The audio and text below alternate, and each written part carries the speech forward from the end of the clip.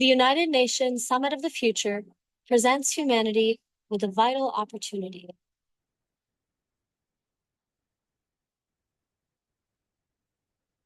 The tremendous task of centering our interdependence in all our affairs.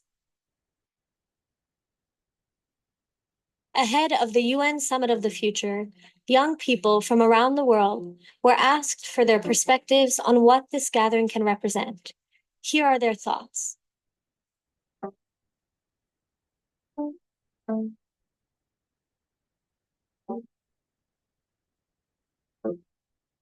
We want peace in the world. We want peace in the world. I don't think that right now the systems of the world, they are serving the purpose that they should be.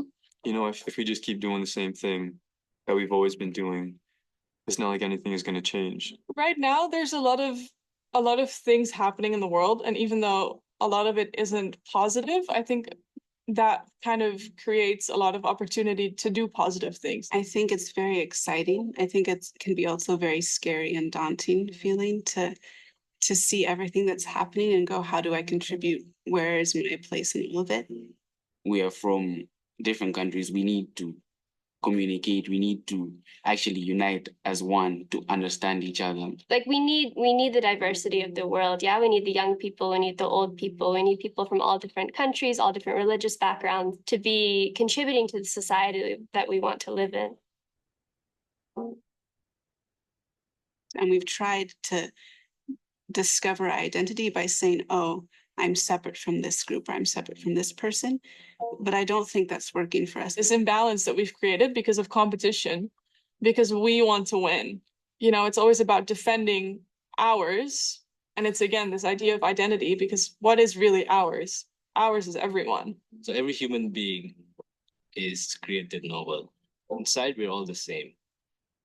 We all want good. We all want better men of the world. I think there's a few metaphors that are helpful when we're thinking about the oneness of humanity. One is the human body. Like we need everything that's in like our body to function well and to have a healthy human. And in the same way, we need all of the people of the world to contribute to creating a healthy world. Everyone needs to strive to have like determination and to see themselves as like a protagonist of their own lives and the lives of others. It's not just I'm going to achieve this goal so I can better myself. It's I'm going to achieve this goal, and along that I'm going to like bring others along with me. We can't have unity without justice. And I think in our world today, part of that relies on looking at history and how groups of people have been treated in the past and recognizing that, acknowledging that, and incorporating that knowledge into how our societies function today.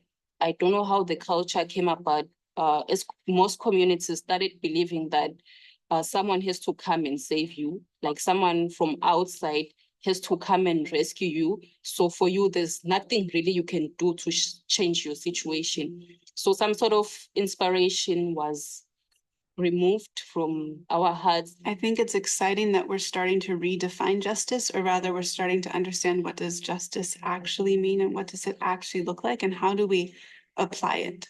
I think justice should start maybe with like respecting other people's opinions and just having the general idea that you don't have to put their opinion down.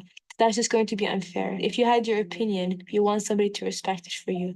And we need to actually instead be focused on like what is the best for all of society, not just one demographic. We're trying to build to a world that's united and that has peace requires us redefining what it means to be a leader. I really hope for the leaders of this world to strive for the unity of everyone in this world, actually. I think the way we define leadership now is not actually healthy and conducive to the world that we're trying to build. As global leaders, you have been placed at a certain status, not only for you, not only for your own benefit. So you need to look within yourself and think, what is really my responsibility to humanity? The leaders of the world have the responsibility to hold these values of service and kindness and love and justice, so many different values, at the center of their lives and to show those in their action, because the people that are following them will emulate that. True leadership means service to humanity. That is what the world needs right now. I think what's needed is a shared vision. You know, if you have a shared vision, that means everyone's on the same wavelength. And that means like when you're trying to make change, there's not going to be a lot of friction. You really need a change at the level of hearts, because when laws are imposed or different practices are coming top down, then people's hearts are often not in it. And so it doesn't actually create change in the community. Friendships, when we have friendships, we feel we can say things to people. And that's actually where change comes along. Each and every one of us has a role to play in the betterment of the world. When you discover your own potentialities, you realize that it's also a way for the people around you to benefit from them. So through you, they are also growing. But if you're working with grassroots initiatives from the bottom up, then people's hearts are in it and it can create profound change. We know what kind of communities we want to see. We know the vision. We know what challenges that they're facing, but we also know what we are really trying to strive for. We just need to understand that we can do it together and we really need to count on each other. A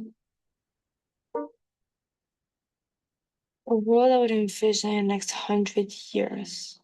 I hope that in the next 100 years, we learn how to have more spaces like to see each other. Then we're able to kind of be in each other's shoes. In the next 100 years, I'd really like to see everyone working towards this idea of like consultation, and that when someone shares an idea with a group, it now becomes everyone's idea. You would not have people thinking about themselves, and it'll be more looking at how can I help everybody else around me? A world where everyone has equal chances, where everyone is seen as a capable being. Hopefully in the future, what you'll start to see is this shared identity amongst groups, so that we'll be recognizing that even if we have these what you might call like artificial borders, we're going to start realizing, wait, we're all in this together. The systems that we have in place would be shifting towards a more just loving, compassionate, just world. I know people are struggling. It's not going to be easy, but then it doesn't mean that I'm going to give up. I think when I was 10, I envisioned the world being a beautiful place, a world where everybody was included and felt safe and was loved. I don't think that I will get to see the world that I envisioned when I was 10, but that's okay because it takes steps. As I know generations in the future, they'll get to see it. They'll get to be a part of that world. The earth is but one country and mankind its citizen. I would like to believe that. That is the world that I would like to live in one day. And I'm 101% sure that that is what everyone wants to experience. Every single human being in this entire world wants to experience that.